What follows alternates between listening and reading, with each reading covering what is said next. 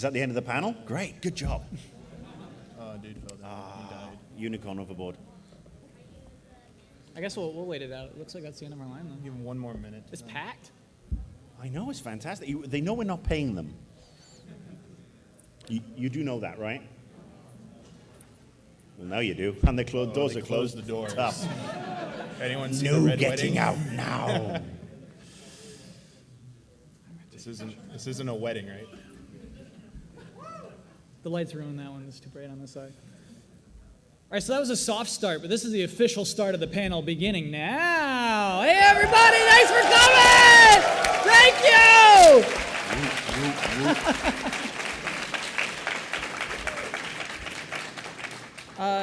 We are the GameTrailers panel, current GameTrailers panel. This is Mike Damiani. Hey. This is Marcus Beer. And I'm Kyle Bosman. And I actually, we have some videos to show to you first. So like the first half of this panel is going to be exclusive videos you've never seen before anywhere from all three of us. And then we'll do a Q&A for like the second half of the panel. And so the first video is my own. It's a show that I was planning before the Final Bosman was a thing. This is something I wanted to do for a long time. And I mean, I guess I should show it without any setup. Basically, it takes place in another universe. Is what this video is. Doesn't take place in our world, some other world is what it says. Bosman World? Yeah. Yes. Tell us. Oh, sorry, what's your name first? My name is Joe. Okay, Joe. You're the first one in our raffle. Is he angry? That's always bad luck. Anyway, Also, good job like getting there up first. thank you. He trampled over a baby to get there. So I was wondering with Pop Fiction, whenever you finish those up with, timelines, I mean, Okay. do you ever like feel the need to where if another game comes out, for example, if Metal Gear Solid comes out, do you ever feel the need to go back and include like a game that came out, explains even more storyline to it, or do you just say whatever? I don't say whatever. I do think there's some people in the office that wish I would say whatever, so we don't have to do that. Thanks for coming. They had to get somewhere important. It's okay. The truth is that timeline is a little bit more intensive to make. It seems like it'd be really easy to update. So here's an example. A Link Between Worlds is coming out this fall. It's going to add more to the timeline. So it's like, okay, how is this going to do this? The thing is, you saw those mural shots that outline the games. The graphics guys would have to redo every single one of those shots, and those took forever to render out. So I will do updates to them, and we'll get them in production at some point, but I don't think we're just going to do it we're not going to just do it for one game probably. It has to be either a major installment or after a few games, so maybe in a few years we'll do that. But it's not like Pop Fiction. Like if you're thinking like Pop Fiction when we do the updates every so often when something new comes out, those are easier to do. Yeah. Timeline, we will do them eventually, but it's just, we want to wait for a few more games because it's a lot of work to go back and fix those, or update them. Fixing them is not so bad. Actually, that's really awesome. I really admire your commitment to the work. It's really awesome. Thank you very much. Thank you very Thank much, you, Joe. man. Thank you. Oh yeah, giveaway. Oh, yeah, come on. So come on Great, up Joe, here. come back. Joe, we got a prize for you. That was actually a good question, so you get a nice prize. Where's our next questioner? I'm How are we Nick. doing this? Make a 64 row on my back if anyone's questioning. It's my hat. Oh, yeah. Nick, what's up, mate? What's your question? Picking or are we just giving? I'm just wondering Nick, what all of okay. your general thoughts That's are easier to- on the Oculus Rift and what it may or may not mean for the games industry. That's a good question. I'm gonna give this to you. Yeah, and I'm going to take it. I'm the PC guy. No, Oculus Rift, having tried it several times, I think it's fantastic. I wouldn't be surprised if one of the big two in Sony and Microsoft didn't sort of like see sense at some point and plonk down an obscene amount of money for them. The very first demo I ever got of Oculus Rift was from John Carmack, which was kind of scary because he is the most intelligent man in the world.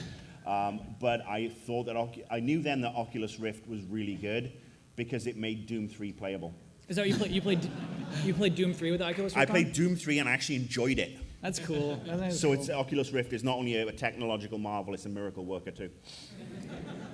So personally, like, I can't I don't want to be like sitting at attention with the goggles on. I'm just a real like lazy, laid back person when I play video games. Well, you can. Can I do that with the Oculus Rift? You don't have to sit like you're a stick up your ass. There's Okay. no rules for using Oculus Rift, Kyle. I'm super curious to try it. I've never tried it. Have you tried the Oculus Rift? No, I actually haven't tried it. Yeah, I actually checked out the Hawken demo earlier, and it was really interesting. Nick, thank you for your question. Come get a present. Come get a prize. Cool. Who's our next questioner? Hi, my name's Paul. Hi, Paul. One simple question. Where's the Pac-Man? Doesn't show up to PAX anymore? We sold him to some gypsies for a bag of Funyuns. Onions are good. No, That's worth it. I had a conversation with him. I said, "Are you going to go to PAX?" And he says, "Is that Memorial Day weekend?" And I said, "Yeah." He goes, "No, I'm going on vacation." Labor Day. That was it. Michael Pachter is one of the hardest working men in the industry. I mean, he travels so much that's, I mean, I think his family have a cardboard cutout of him in the house just to remember what he looks like. So But if he gets some family time, he does he's get gonna some. take it. He does get some. But yeah, I mean, I haven't had any decent pack time since E3. And if I'm not getting any, neither are you lot. Thank you for your question, Paul. Come get it. Toy. Who's our next questioner? Ivana. Ivana. So I'm starting college right now. I'm wondering if your college major impacted your entering a career in gaming, and how did you get your job at GameTrailers? That's a super good question. I'll start. My major was in TV and radio. So at my college, I did like a lot of like college TV stuff. Some of that is still on the internet. But that definitely like impacted. Basically, I started at GameTrailers as a PA for the TV show for GTTV, and that's how I got into that room. And then eventually, I just had like lots of good ideas, and they started trusting me to make videos. And so it definitely impacted how I got to where I am. How about you guys? I went to school. I got a Bachelor of Science in Communications from the University of Texas, and I ran my own website for 4 or 5 years, basically. What was it called? I'd rather not name it. Which is a great name for a website. No, it's not a bad I'd rather name. not name it back It's whatever. But I did it on my own. I went to like events on my own. I paid my way for everything, and I was just regular. After college, I got a normal 9-to-5 job. I was like a content designer for an animal website thing, cat enthusiast, dog enthusiast stuff. Yeah. You ever heard of Cat Fancy? Or Yeah. Yes. I worked for that company. You worked for catfancy.com? Yes. That is crazy. That is so funny. Yes. Oh It became Mike Damiani, baby, come on. It became catchannel.com though. Cat channel. But no, I decided one day maybe I should try and get paid for doing what I love so much, and I just started sending out my resume and trying to like network with people. And when I started out, I was just like writing previews and occasional feature, and then just kind of like Kyle, one day they're like, "Do you want to try and make something on your own?" And that's kind of how I got to where I was now. I actually started off by accident. I used to sell advertising at a newspaper in Wales in the early 90s, and I suggested to the editor that they need to run a games column. Because obviously I was an avid gamer at the time. Still am, actually. But yeah, I suggested it. He said, write one. I wrote it. He published it, which was amazing. And then I did that for a year, which led to a local gig on the local Welsh language channel. So if you've ever heard anybody review Sonic the Hedgehog in Welsh, that's certainly interesting. But yeah, I mean, that actually led to a job then for a show called Games World, which is on Sky in the UK. So that's how I got my start in games. With regards to GameTrailers, I had pictures, and let's just say that.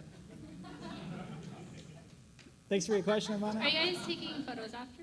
Sorry? Photos after the panel? Are we taking photos of everyone? No, Yeah. I'm kidding. I know. If you really want a picture, we can negotiate. There's a room over there that's called like the Flavango room. What is it actually She called? asked for a again? Is the picture, dude. flamingo Nothing room? The else. Flamingo. It's something. We actually are going to go over there afterward. We're not allowed to like hang out here, so we are going to be over there just to like shake hands and. Make You're pictures. keeping your pants on, aren't you? Thank you for your question, Ivana. Flamingo. Who's our next questioner? Tyler. Tyler. God, that echo's annoying. Yes. No, you sound great. But you sound good. Thank you.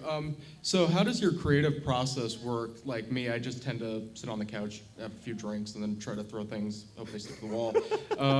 So how does your guys' process work? I want to hear Damiani first. I don't really, see, mine's more, I don't want to say procedural, but it's more of a technical thing. Most of the stuff I do for the episodes, a majority of the myths come from stuff I grew up with. So I just wrote a list out of all the things I had heard growing up and went from there. And then, this is going to be, I assume this is going to be a lot different from both of you guys, but I do a lot of research. It's a lot of time like looking up stuff, like reading, what? I don't do any of that. Yes. If you like schoolwork, it's kind of like that at first. And then, like timeline, that's probably more relevant. We sit in a room, a few of us, and we do like storyboards. We write ideas like how we're going to present it, like what the images are going to be, like what that elaborate CG is going to look like, and how the flow of it's going to be. It's generally getting into a room with a bunch of people and just brainstorming. Or going to play, like, I don't know, after a weekend I'll play a game and I'll just be like, oh, I just remembered something really cool, I should write that down and we should do an episode for that. But I think your guys is going to be way more interesting since mine's like a little different of each show than your guys. Yeah. Okay, so mine, my creative process is mostly driven by anxiety. I'm a really bad procrastinator. Like, for instance, I'm shooting an episode tomorrow, and it's like, I'm still not ready for it. So what it is, it's like I have anxiety in my brain that just sort of like pushes me into doing through creative things, if that makes sense. Is that I just, I don't know, I'll write it like the Sunday. I shoot on Mondays, so I write it on Sunday, and then rehearse in the car. My drive's like an hour and 15 minutes, so the whole drive over I'm like talking to myself, figuring out like the voices, and like things pop up in the car too, like the songs. It's like I've never, those all come up in the car rides. And then like when I'm like performing it, that's a whole other revision process because then all sorts of new things come out of that too. My creative process is always revisionary, always working upon the things that you've already done. So a lot of the times the first draft of an episode will just be really bad, and I accept that. And then I've learned that, yeah, I just got to keep reworking that and reworking that. And that's basically my process, if that makes sense. My process is really simple. Kyle's my producer. So I basically think, what will upset Kyle? Mm-hmm. I spend the week, I record on a Thursday, and guaranteed by noon on a Tuesday, I've got nothing. And then I'll just sort of like sit and go through everything. Kyle will start emailing me normally every 2 hours to start, and then every half hour after that, please, asking Mr. me, Barron, please. What are we talking about tomorrow? What are we talking about tomorrow? And by Wednesday, I've normally got it like down. But it's just, for me, I draw on my experiences on who I've worked with and companies I've worked for, and some of the shit that gets perpetrated in the name of games would make your hair curl. Although your hair does look kind of curly. You work for Activision? No, but yes. So yeah, that's mine basically. It's like, what pissed me off in the past? What's pissing me off right now? Who's doing something to screw over the gamer? And then I run it by Kyle, and if he agrees, we do it. If he doesn't agree, we do it. Good question. Come up and get a doodah. Thanks. Next. Hi, I'm Bennett, 2 N's, 2 T's. My question is, one of the greatest things about watching these videos on GameTrailers are, in addition to the camera and editing work, are all the great clash of personalities that you guys all seem to have and share together, this sort of chemistry, whether it's Mr. Bosman's youthful exuberance or Mr. Bier's cantankerous cynicism or Mr. Damiani's like coy, dry wit and respectful dedication to the craft. My question is... My question is, if there's one aspect of your passion for video games that you love to share or that you wish other gamers would have, what would it be? Wow, that's a great question. I don't know. What's your answer, Mr. Bosman? If there's some aspect of games that I love that I wish other people would love as well, I don't know. So I try not to like. My feeling is always that like love is love when it comes to games. You know what I mean? Like people all love different games for way different reasons, and so I try not to be judgmental of anyone else's game that they like. It's why I think like there's no such thing as an actual bad game, because like there's somebody can possibly have fun with that. I agree. Yeah. So I guess Embracing others is what I wish other people would do. I wish that other people would just like embrace the way that other people love games. And so if somebody likes a stupid game that just looks awful, never to say, hey man, that's an awful game. Say, oh, that's awesome that you like that game. I mean, I just really like sharing really great moments in games. Like, Pop Fiction is basically, I love doing that stuff, and doing those videos, I hope that comes out, that's like, I do an investigation, I figure out a trick, and then I go nuts in the office. I think there's one episode where you hear me go like, holy bleep, like in the audio, because I discovered something. Like that moment, like I want to capture that, and like to have people see that up there, because it's not necessarily, that's the personality of that show, is that this ridiculousness leads to something either true or false, and it's this great story. And that's what I loved growing up about games, was just urban legends, urban myths about games, and like getting together and like trying to see if it was true or not, and then it'd take forever, and then you get to that point and it worked, and you'd be like, holy crap. So like those types of things are the best. And whenever someone tells me a story about like them finding something like that, that's like the best too. So that's where I go with that. For me, I know it's kind of strange how, a guy who's called Annoyed Gamer actually loving games, but I do a segment for NBC Los Angeles once a month, and that actually is one of my high points, because I get to go into a studio and talk to the non-gamer about games that are cool. And I get, I get to show them Disney Infinity, but I also get to show them Saints Row 4. I get to show them, next month it'll be GTA and Rayman Legends. So it's basically, I get to do stuff when you see so much crap on the mainstream media and the news broadcasts, like, oh, Grand Theft Auto inspired this 8-year-old to shoot his babysitter in the back of a head in a truck in Alabama.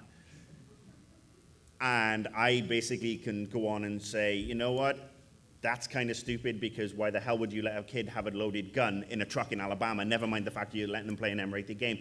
And I get to educate not only the people who watch the news broadcast, but I also get to educate the fellow anchors and the production team behind it, because when I started doing this, they were like, well, you can only do kids games because that's all people want to see. And then I gradually started putting stuff in, and now they get it. They know that games are for everybody. They know that it's not just for a 7 to 10-year-old. They know the median age of a gamer is 38 years of age. They know that over 50% of gamers are now women, and they are all, shapes, sizes, and they're not antisocial morons. They are people who can be great and do stuff in the community and just be really cool people. They're not the poster child for, young Adolf Hitler, as per, some of the news outlets that, would paint them. So for me, that's what I like doing. Thank you, Bennett.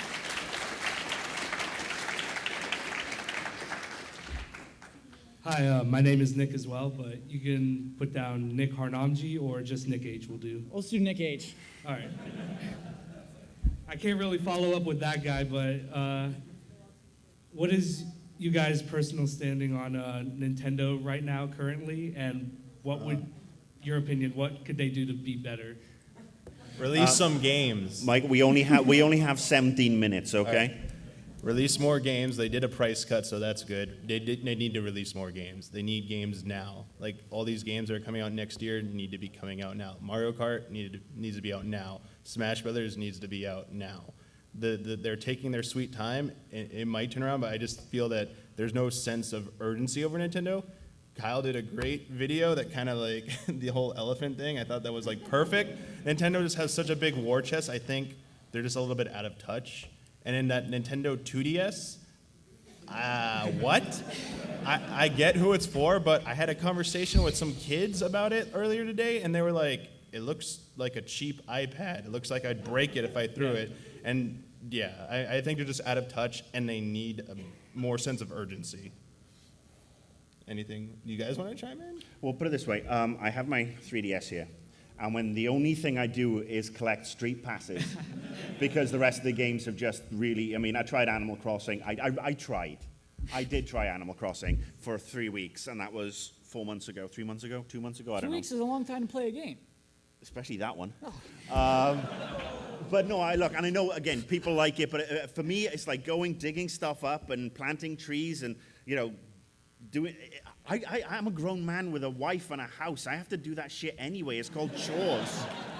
But I'm with Mike. Nintendo really needs to step up. They need to bring out the games on a regular basis. They've kept us waiting. Yeah, they've got the price cut, which is great. The 2DS, I'm just waiting for them to announce that there's going to be a strap on the back because it's basically the new Game & Watch.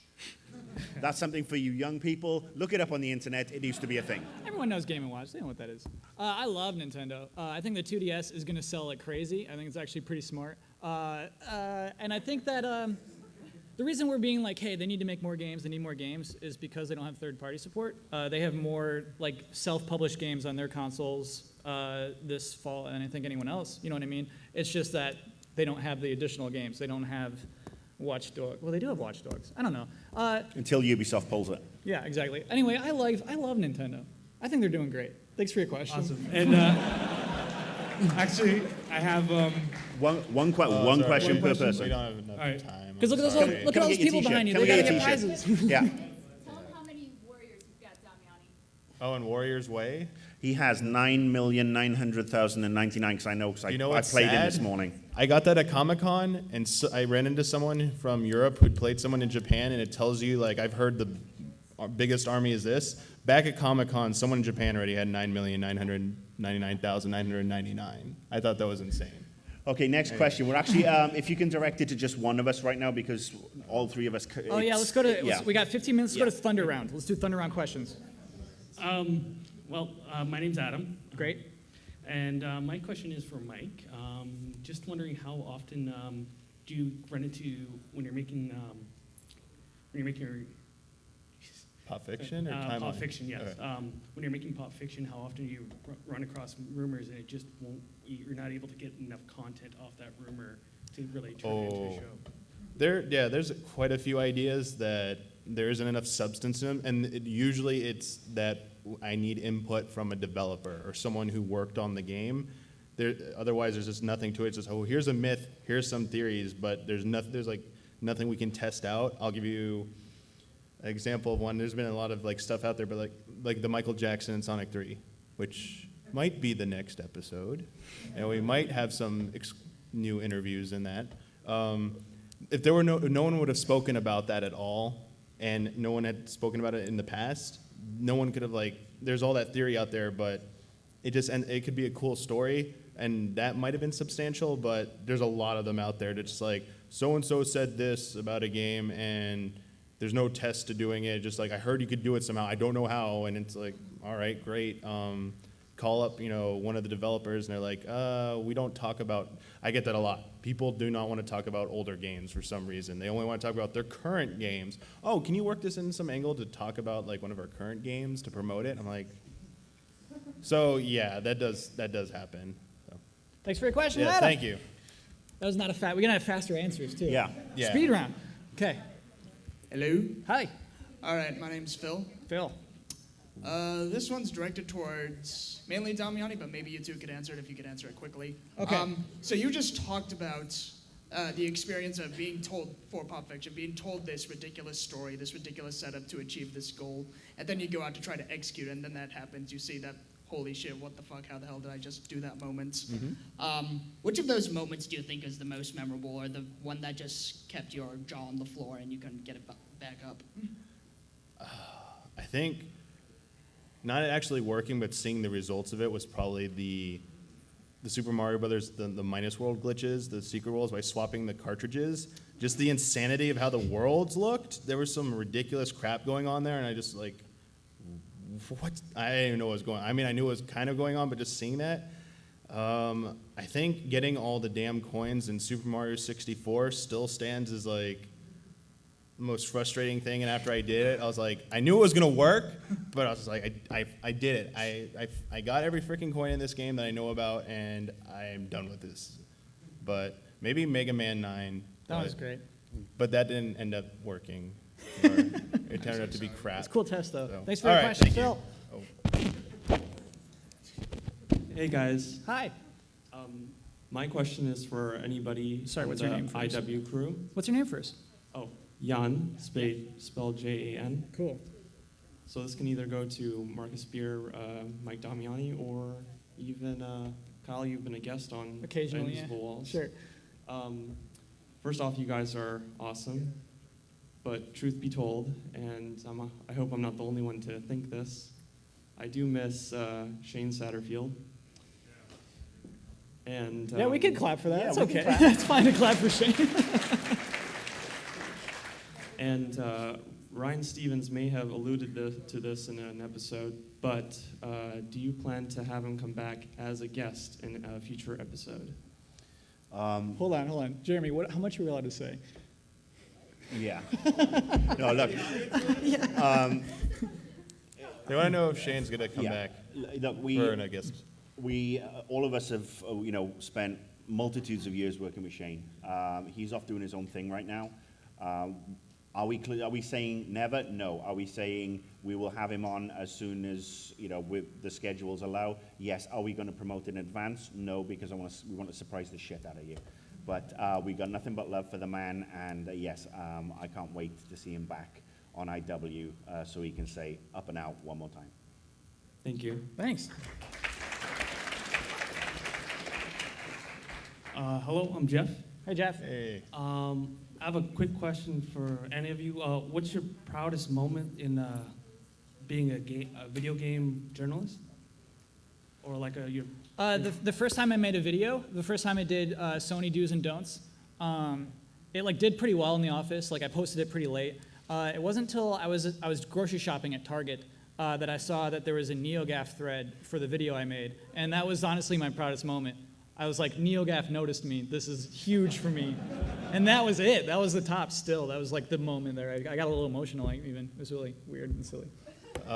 This might not be the greatest one as being a journalist, but just as a video producer, I think it was after we finished the Zelda timeline, and so many people were emailing us, telling us how they loved it and how good they thought it was, and then Nintendo even tweeted it out and messaged it saying they liked it a lot. I was actually a little nervous because we were making all those custom graphics. I was a little worried, but that they'd get angry. But they were really happy with it. Everyone was really happy with it and how well it turned out.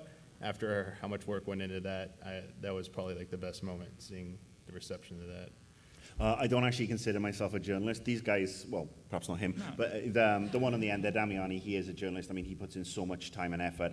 I think I am more of a big mouth, basically. But honestly, the proudest thing, actually, when I was a bona fide journalist in the mid-90s, when I was on Games World, I managed to get the first ever European exclusive review of Donkey Kong Country. And literally on the Super NES, and basically Nintendo came up with a representative who had the cart, I kid you not, in a locked briefcase, and they had two security guys stand outside my capture room while I basically played the game, wrote the review. They wouldn't let me capture the video. They provided me with a VHS tape of footage that we then had to digitize and put on the thing. It was so much work, but it was still one of the coolest things I ever got to do, and probably the first thing I really achieved as a journalist. Great question. Thanks, Jeff. Thank you. 5 minutes, yeah. My name's Jason. Hey, Jason. My question is about pop fiction. What would you say would probably be the most disappointing thing that you've come across? Mega Man 9. Great question. There you go. By the way. No, we need to wrap it up. Yeah. KJ Infinity panel tomorrow. I will be there. Nice. You know what I'm asking. How's it going, guys? Hey. My name's Sean. I'm still pretty new to game trailers, and I liked your Annoyed Gamer. How do you pick what you're gonna bark up as far as a tree? Yeah.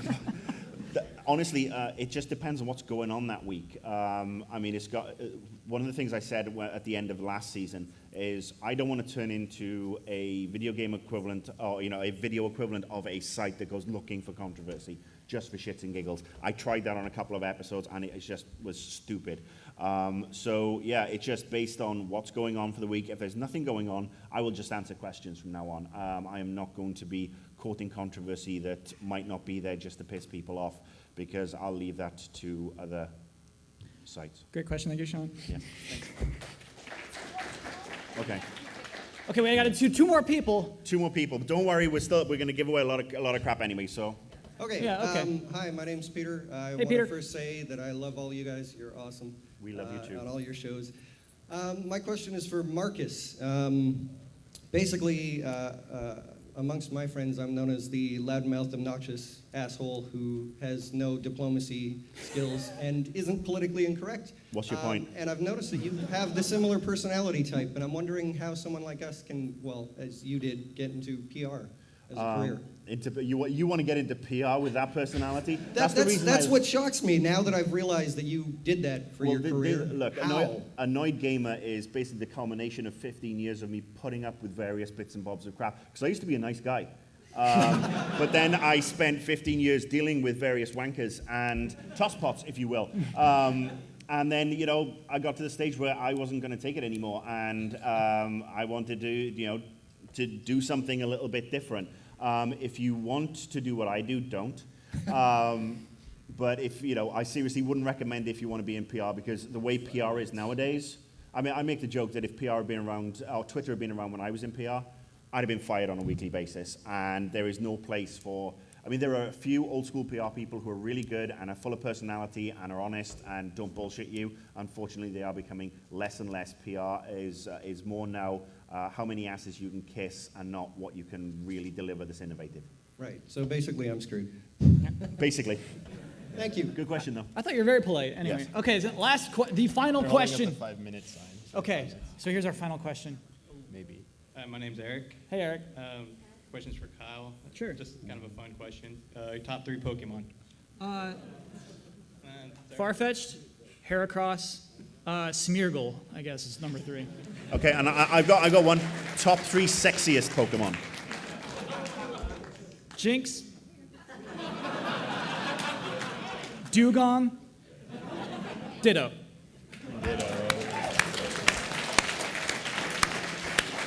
So do we have time for one more? Yeah. We have time for one more. That's not the final question. We got one more. That was a quick question, lightning round. We're doing it. Hi, hello. Hi. Hi, I'm John Chu from Vancouver. Cool. My question's pretty simple. Oh, yay, Vancouver. So you guys did awesome today. I liked the talk. My question's straightforward, very simple. There's a lot of hate on free-to-play games on mobile coming from what I feel is like a very core group of gamers.